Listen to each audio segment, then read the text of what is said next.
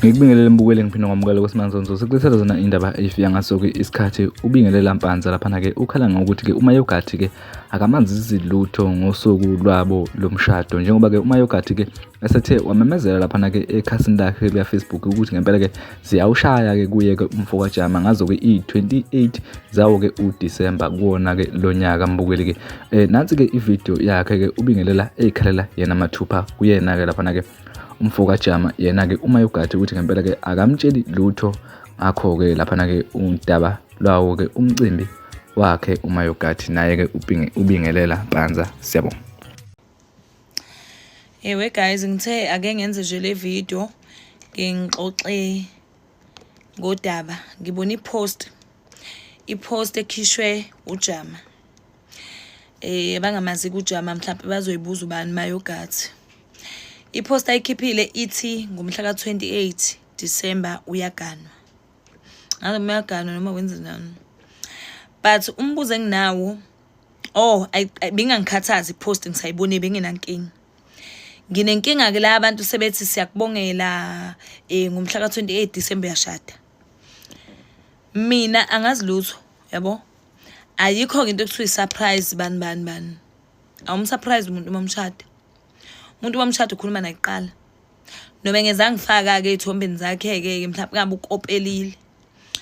Kodwa akangitshele phela ukuthi na ngizokushada umhla 28 December. Ngisho uMayogathi unentombi anayo. Aseyilobolile obvious. Ngoba ngeke phela ubhuti wabantu kuthiwa uzothi uyashada umhla 28 December kodwa mina ngazi lutho. Ushada noba mhlambe nalabo abangibongelayo mhlambe bahlebelile why kumele ngisurprise ngongishada mayishada mina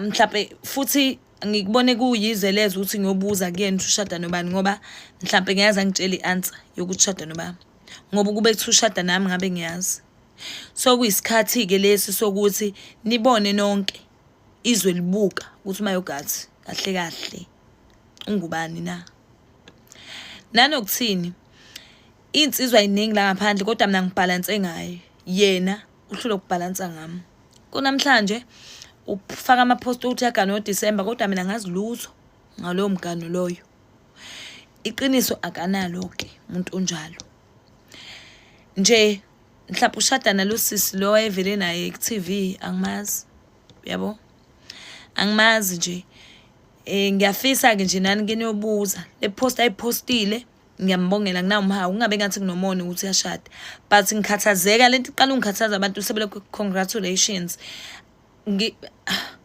mina ngazi lutho nje ngizobe ngashadi nje mina ngoDisemba ngizobe ngashadi namuntu yena kodwa uthi abantu bathini bathi yakubongela yashada mhlawumbe uyena yini othe ushada nami mina ngaze ngitshele lutho aza ngitshele nje ukuthi ngoDisemba yashada ngibona sengibona ipost ku social media lonto leyo bingangiphethe kambi bengenankinga nje bengitshela yabo mhlawumbe angimazi wenzani ngabe wenzani kodwa ke isiqale kungifakela ukushisa manje abantu base bangibongela why kufanele makushada mina ngisurprise yabo why makushada mina ngingazi okusho ukuthi uMayogathi uneyintombi eziningi ke mina kusho ukuthi ngabe ngini yakhe bafethu hayi niyabukisa yabona-ke yabo nje ngeke ngize ngiyivumeleke lento uma ngokuthi uzoshada nami ke bhuti abantu uzoba single ngomhla ka-20 ubusingile mawuthi iplan yakho uthi ushade nami uzobe usingile wena ngomhla ka-28 December ngizokwenza sure ukuthi usingile mawukuthi uyimisela ukushada nami ngaphandle ke mawungenza ukushada nami uzoshada nami kodwa uzobe usingile wena ngomhla ka-28 ngeke nje ngize ngivumele udlale ngami never shame yabo nje nabo abangibongelayo ngicela nje Nkosi yami ningixolele angazi lutho ngomshado angazi nalo umshado asikho nesihlobo engisazi isishada ngoDisemba 28 so nami angishadi bengiyonimema ababodwa bathi bazongilethela izipheko bajabula ngoba siyashada angazi mina lutho ngabe phela sengiqalile ngiqoqa amacansi ngiyabhonqa